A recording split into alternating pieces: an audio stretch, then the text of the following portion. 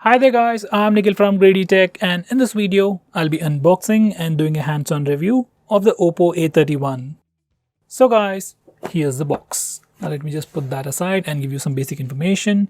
This phone is available in two variants. Base variant is sold at 11,390 rupees.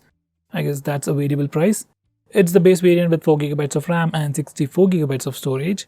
Next variant is priced at 15,000 rupees for 6GB of RAM and 128GB of storage.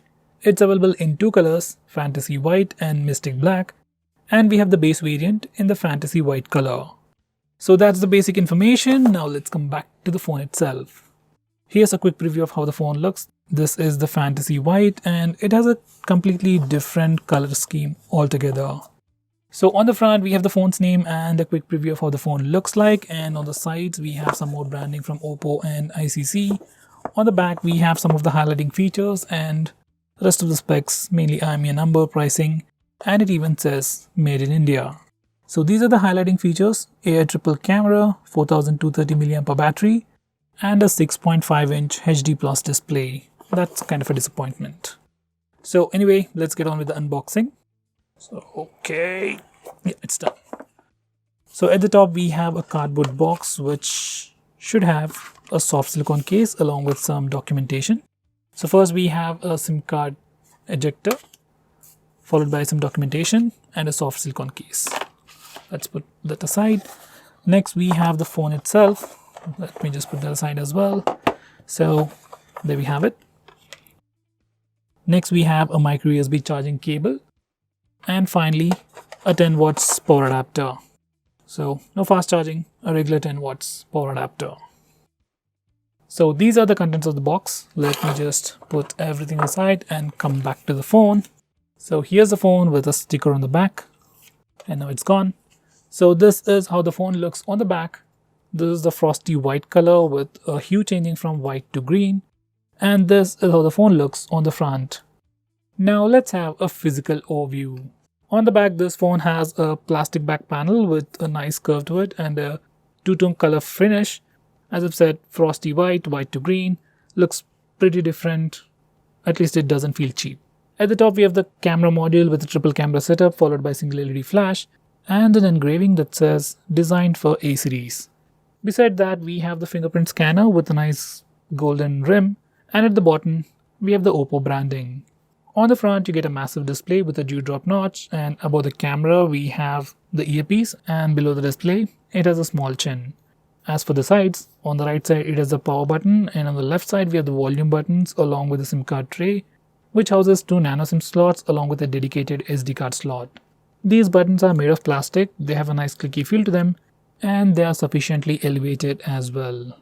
At the top it is completely plain, and finally at the bottom we have the 3.5mm audio jack, followed by the microphone hole, micro USB charging port, and the speaker grill. Now this phone has a thickness of 8.3mm and weighs 180 grams.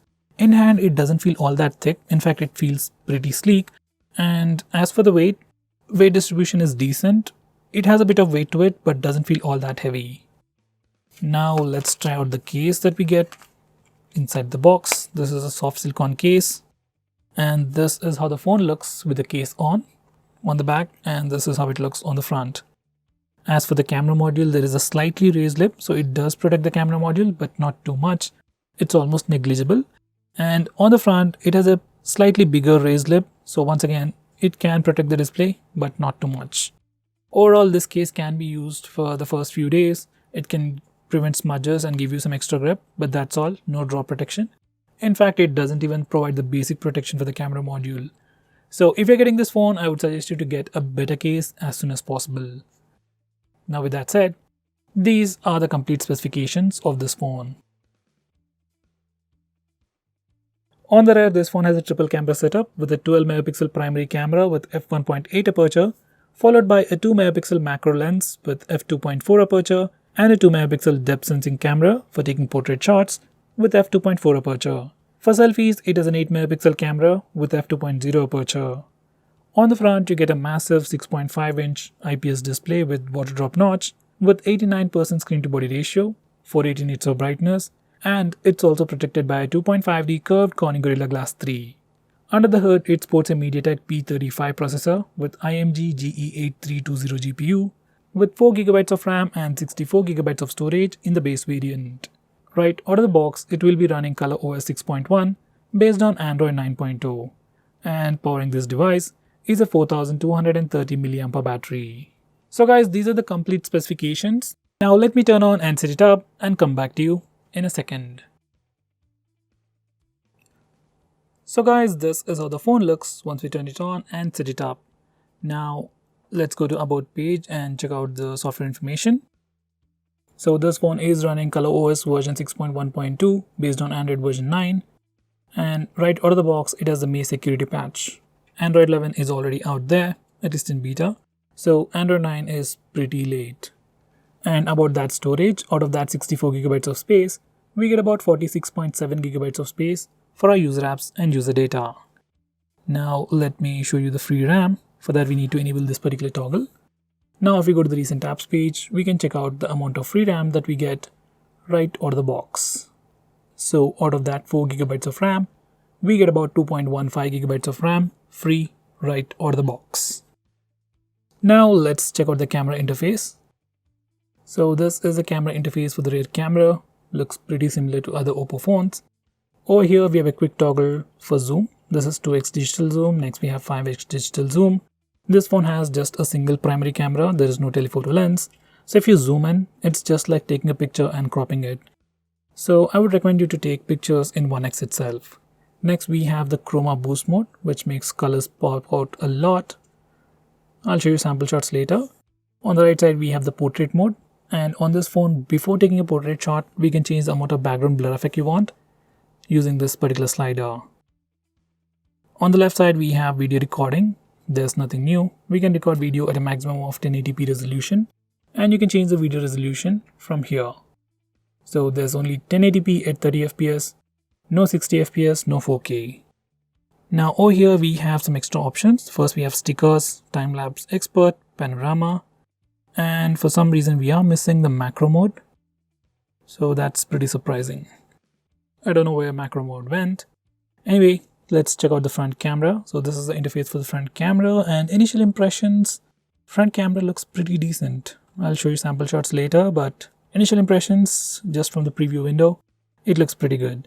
And by default AI beauty mode is enabled, and to disable it you need to slide it down, and now AI beauty mode is disabled. This is the portrait mode for selfies. That's portrait selfies. Once again, you can change the amount of background blur effect you want before taking a portrait selfie using this slider. So that's pretty cool. Next we have video recording. Once again, we can record video with the front camera at a maximum of 1080p resolution.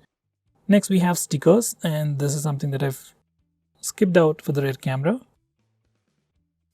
And you can take some funny pictures like that. Normally it should have a lot more options, but for some reason, once again, that's missing. Maybe we can get it with a future update. So that's the camera interface. It's slightly buggy and slow. We also have time-lapse for the front camera and panorama. That's wide-angle selfie. Just take a picture and twist your phone left and right to get a wide-angle selfie. So that's the camera interface, and there really aren't many camera features on this phone considering this is just a mid-range phone. Now these are some sample shots.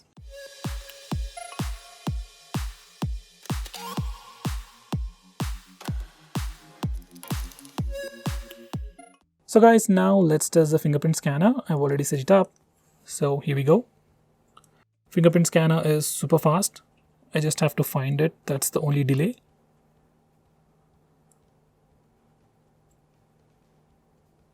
It's really hard to find the fingerprint scanner, but once you find it, it is pretty fast. Maybe I can find it easier with the case on. Let me just try that. Okay. So with the case on, it's much more easy to find because of the groove.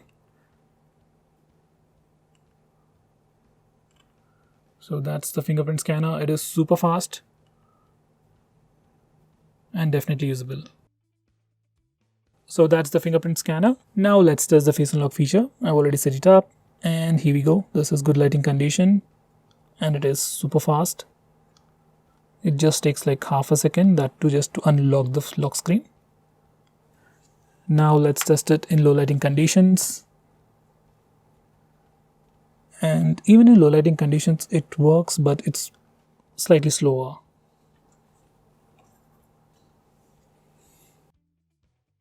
Now let's test it in complete darkness. Even in darkness it's working, but slightly more slower. Probably taking like a second or two. Maybe I have to bring my face closer to the phone. Yes. So even in complete darkness, face unlock works. It's just a bit slower. And you really have to bring your phone close to your face.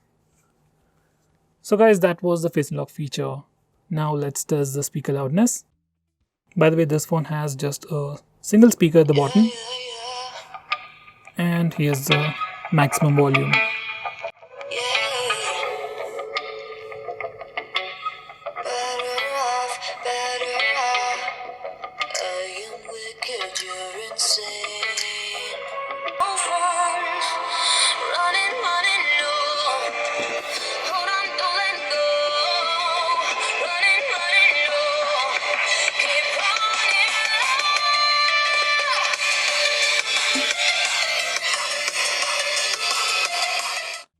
So guys, that was the speaker loudness. It is definitely loud. In terms of quality, it is lacking a bit, but overall it's sufficient for media consumption, ringtones and alarms. No major issues. Now before I conclude, these are the benchmark scores. So guys, this is the new Oppo A31. Now this is a retail phone, and considering the price and the rest of the aspects, I must say it's pretty decent. But for the price, I would recommend you to get something like a Vivo U20, or you can go for the Realme phones, which offer you way better value, and the Realme phones are also from Oppo, so you really aren't missing out on too much. Overall, this phone is decent, good enough. Cameras are also decent, especially front camera is good, but at that price, I would recommend you to consider other phones. So guys, what do you think about this phone? Do let me know by commenting below this video, and if you're planning to buy this phone, use the link in the description. It always helps the channel. If you want us to make any specific video, tweet out to us with the hashtag AskGreedyTech on Twitter, and we will try to make it as soon as possible. I am Nikhil from GreedyTech signing off. Have a nice day.